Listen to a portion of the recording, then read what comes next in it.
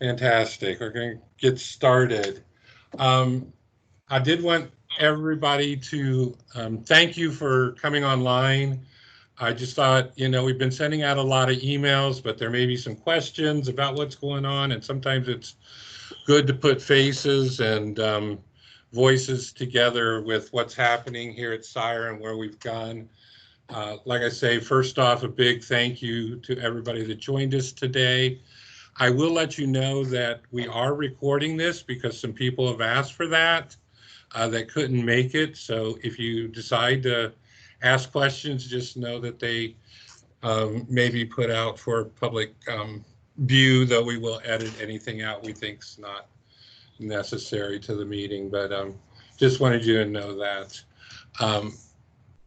Like I say, we sent this out to first say thank you. All of you on the call have been very generous in your support of what's going on at SIRE and helping us through this COVID-19 trial that we're all going through. And Joe, sorry, this is Charlotte. So before we get started, I just wanted to add thank you guys very much for joining. Yeah. I am going to go ahead and mute everyone that is on the call so that if there's any background noise or anything else, it won't distort the recording. And at the time that we're ready to do the question and answer, you can just unmute yourself, or I can actually unmute everyone at that point. All right? Thank you, Charlotte. And Joe, you're going to have to unmute yourself because it'll only keep me unmuted. Okay. And thank you. That was Charlotte McIntyre. She's our board president and has helped me, guided me through a lot of quiet, lonely times through this.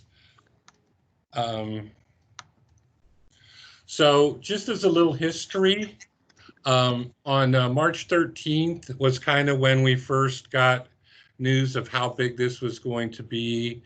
And we made the decision that we would discontinue riding lessons in accordance with the CDC recommendations. That left us with a big issue in that we had 37 horses in the field. So only essential staff was allowed on campus to take care of the horses or to take care of any maintenance issues. The other big decision we had to make on March 13th was to cancel the annual SIRE Under the Stars Gala. And we were a little scared, but I think we've got some good news on that, so I'll share later. And then the board of directors came together on March 24th to discuss, look at our cash flow under this crisis, stress test our budget, and see where we could go from there. And when we did that stress test, it did not look very promising. This is all of next year. Our fiscal year starts in July, so we were already looking at what our cash flow would be like. That blue line at the top is where the SIRE organization would have been if there'd been no virus and everything went like we expected.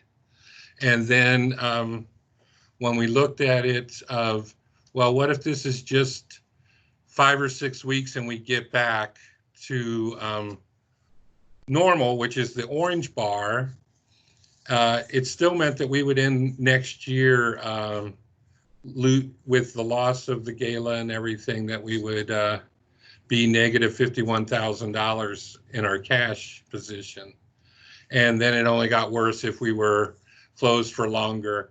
So we made the decision at that board meeting to go ahead and accelerate the decision to consolidate to 2 locations. It had already been decided that we were going to consolidate and close the Hockley site in 2022, but by doing that and moving the horses and as many riders as we could, we saw we could get through, even if only 50% of our riders came back, that light blue line that ends up with $52,000 to the good.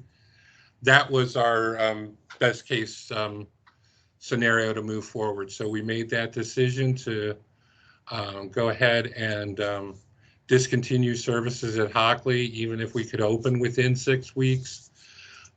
We moved the horses from there to our Richmond location in Fort Bend, and in Richmond at the Fort Bend facility, and have moved forward in trying to see how we can keep the organization alive. I do want to congratulate the board and thank the board.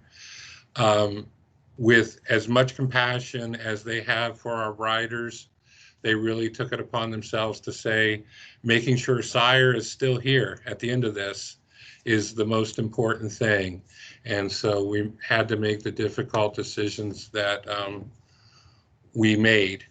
In addition to that, on April 1st, we reduced our monthly expenses by 25%, which included some layoffs and reduction in hours to those remaining employees. Discontinued all of our outside consultants, excluding accounting and IT, which thankfully IT has kept us having these meetings. And April 1st, we also either, for the horses at Hockley, if they were retired or soon to be retired, we returned them to their owners and moved the others to Fort Bend. Many of you on this call were part of our discussion group on a capital campaign, and I thank you for that. And it was a very fruitful discussion with Dini partners and a positive outcome on where we could go before coronavirus hit. We have, of course, postponed that capital campaign for the time being, though everything is in the works to, as soon as it's economically and the correct time, we still want to move forward with the project of renovating our spring location and updating Fort Bend. So, but that is on hold for now. So as we've been going through this, and it's hard to believe that was only 4 or 5 weeks ago. It feels like a lifetime. And I know our clients have felt that too. Just being away for a few weeks makes a big difference in their life. So we started also in April, the beginning of April, doing virtual sessions for our riders and clients so that the volunteers can come online with the riders that they work with.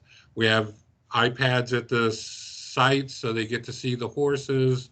It gives them a good social outlet through, the stay-at-home orders and keeps them connected to each other. So that's been a very positive thing. We've also really put a lot of effort into schooling our horses so that they're in good physical shape when the riders come back. We've increased our fundraising efforts, as you've probably seen by your emails and letters and phone calls.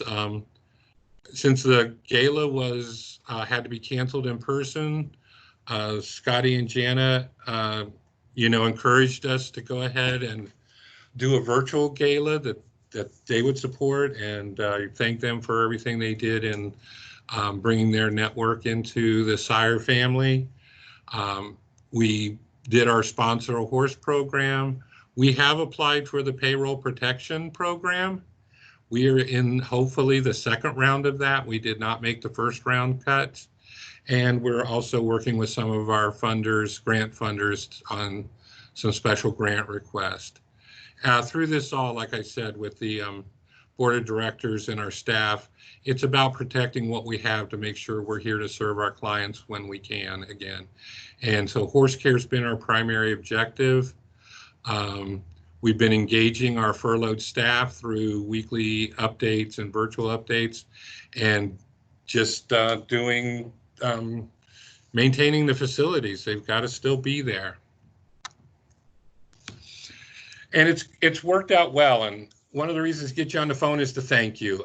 The virtual gala, so far we've received just over $60,000 in gifts, and we have another 37,000 pledged. Our goal was to net 150,000, so we're 2/3 of the way to our original goal without having to ply you with food and alcohol. So thank you very much. That's been a tremendous help getting that money in at this time when very little money has been coming in through our other revenue streams.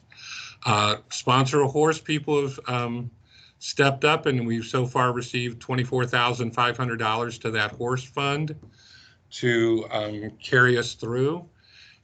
Like I said, our payroll protection program loan is in process, and we've got the application in, and we're calling and emailing and knocking on the doors of whoever we can at our bank and other banks to help get that through.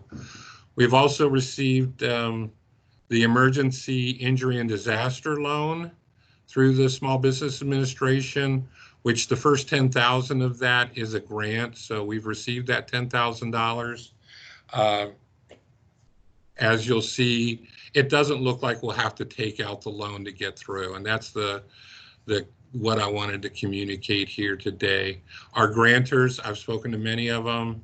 They've been very positive and supportive about our future funding levels. That at this point in time, we're not a first line direct services organization, which is where a lot of their emergency money is going, but that we don't have to worry about our future funding or renewals of our current funding at this point in time. So that's all been positive. So because of your efforts and we've reforecast where we're at. So that blue line is still what we would have had, but we've now added this green line with the consolidation and everything that we've done. We will come out next year. This is our cash flow, not an income and expense, but our cash flow. So it's very important for us to stay above that zero line, so we're not borrowing money. And our new budget that we're going to propose to the board for next year will meet that goal of keeping us positive all next year. Though if we don't get the PPP loan, it may cause us to have a loss over the year, but not a significant one. So we're very happy about that, and very happy to be able to report that we're going to move forward as strong as ever. We expect to, we're putting in place plans to reopen June 2nd for a summer session based on the latest guidance from the governor's office, and we are very aware that that is very open to actually happening. But we are putting written policies and procedures in place to ensure the health and safety of everybody that visits SIRE's. It will be a slow ramp up. We want to make sure we're doing it right, and we want to ensure that all of the Hockley riders will be accommodated at either Spring or Richmond if they would like to continue with SIRE. So that's been our goal. This budget was based on that we'll be serving in September. When we get to September, we'll be serving at least 200 riders a week. So it's about a 22% reduction in ridership having to close Hockley. But we think that will grow over time to back to where we were at 250 to 260 riders a week over the course of the next year or two, depending on how this whole thing goes out.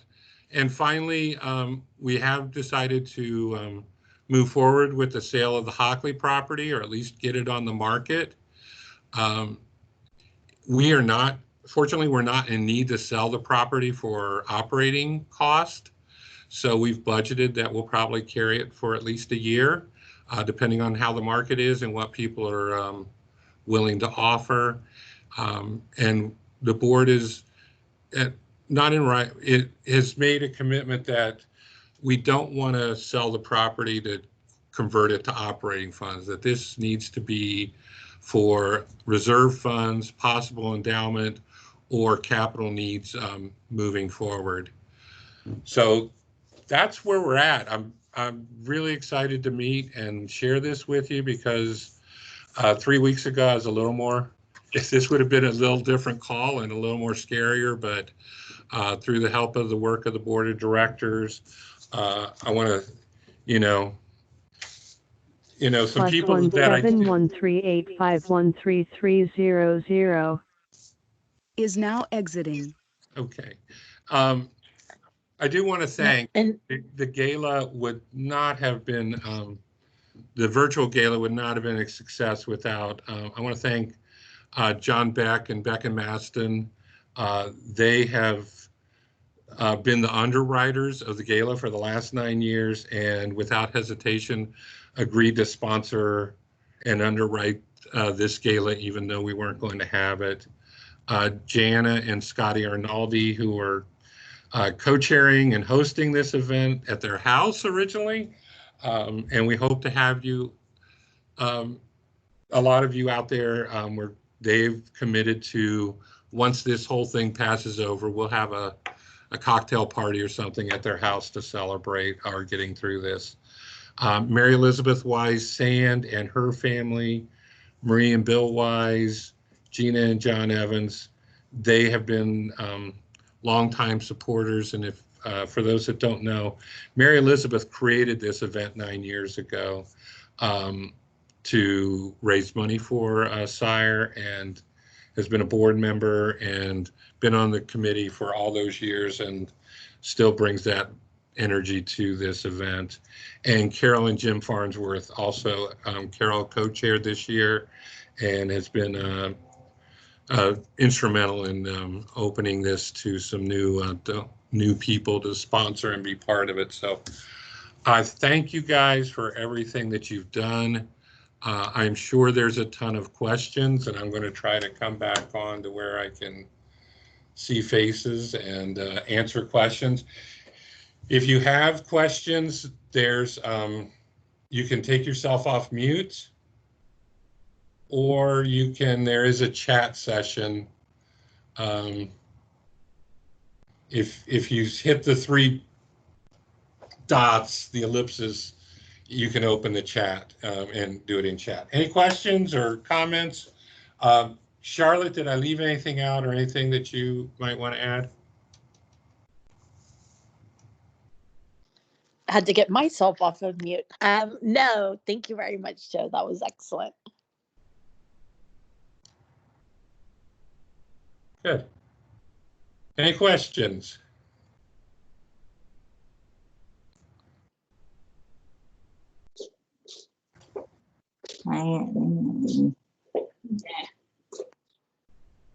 Well, good. You guys all have my cell phone number and my email. If you do ever have any questions, I should look. My camera's over here, my screen's over here.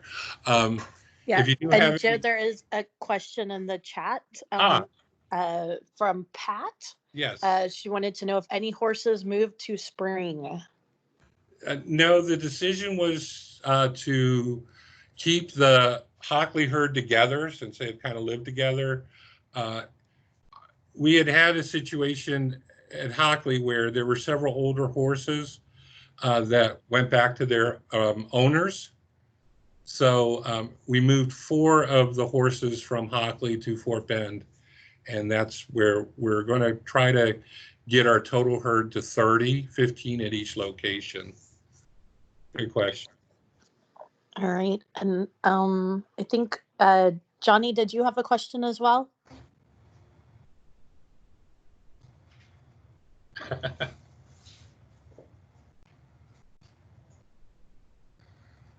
No. Okay. Well, Okay. like I say, I did. I'm very happy to report that we're on, that we're moving forward. We have a good plan in place.